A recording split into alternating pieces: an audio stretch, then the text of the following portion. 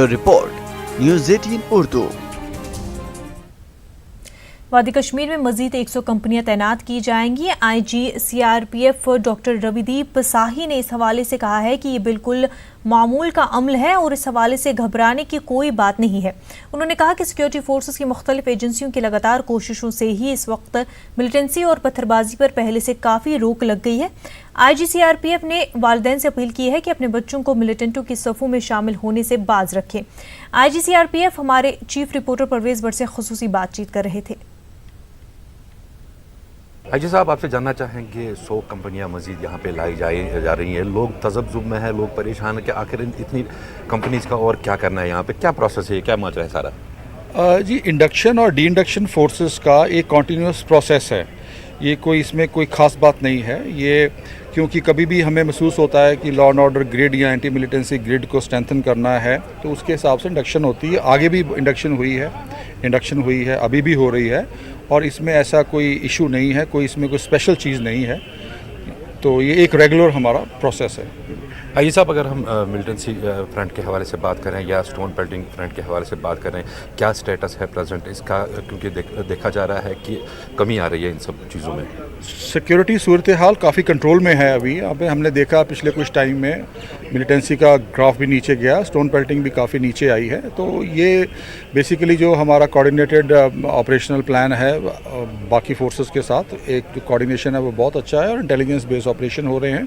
और हमारा ऑब्जेक्टिव ये रहता है कि कोलैटरल डैमेज ना हो और अगर कोई आतंकवादी इनकाउंटर में है तो उसको मार गिराया जाए, ज़्यादा नुकसान ना हो, कोलैटरल डैमेज ना हो। और जो कोऑर्डिनेटेड अप्रोच है उसके चलते हुए सिचुएशन काफ़ी कंट्रोल में अभी है। अगर हम बात करें फ्रेश रिक्रूटमेंट्स की, क्या इस टाइम फ्रेश रिक्रूटमेंट्स हो रही हैं? अगर हो रही हैं तो किस हद तक हो रही हैं, उसके हवाले से थोड़ा जानकारी दीजिए।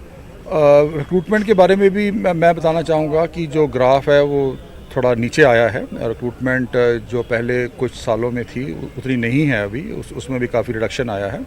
और अब मुझे उम्मीद है कि आने वाले टाइम में और नीचे जाएगा ये। और यही अपील है लोगों से कि अपने यूथ को ये बताएं कि हथियार ना उठाएं, उसके बजाय अपना एक रिस्पॉन्सिबल सिटीज़न का एक जो रिस्पॉन्सिबिलिटी होती है वो निभाएं। और हम इनके साथ हैं, हम आवाम के साथ हैं। आखिर में आपसे जानना चाहें कि अगर स्टोन पेल्टिंग के हवाले से बात करें तो क्या मेजर फैक्टर्स रहे हैं कि जो आप बता रहे हैं कि उसमें कमी आई है ग्राफ में, कि क्या मेजर फैक्टर्स रहे हैं? क्या यूथ जो है इससे अब उब गई है स्टोन पेल्टिंग वगैरह से? एक तो जो कोऑर्डिनेट एफर्ट्स हैं सिक्योरिटी फोर्सेस के हैं, एनआईए के हैं और जो बाकी ऑपरेशंस हुए हैं, एक तो कारण वो है। उसके अलावा मुझे लगता है कि आम जनता भी समझ रही है कि स्टोन पेल्टिंग से कोई हासिल होने वाला तो है नहीं। तो एक अवेयरनेस ही आ रही है और मुझे जो कि एक अच्छी चीज़ है। और मुझे उम्मीद है कि आने वाले टाइम में ये चीज़ें और आएंगी, अवेयरनेस आएगी और स्टोन पेल्टिंग और रिड्यूस होगी। न्यूज़ 18 से बात करने का शुक्रिया। Thank you sir. Arihal Pulwama में गुज़िश्ता रात हुए जोरदार धमाके के बाद फोर्सेस ने आज पुलवामा आरिहल राते सड़क को सील कर दिया है। आसपास के मेवा बागात के अलावा रिहायशी मकानों की तलाशी ली जा रही है। फोर्सेस के मुताबिक मिलिटेंटों ने पुलवामा आरिहल रोड पर बारूदी सुरंग नस्ब की थी। इस धमाके में किसी जानी या माली नुकसान की कोई इतला नहीं है।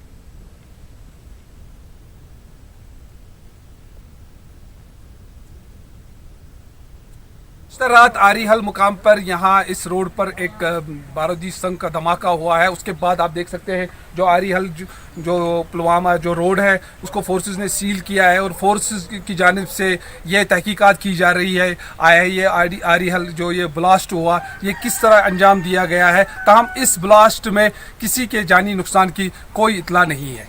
बिलाल खान, न्यूज़ 18 उर्दू, आरिहल पुलवामा।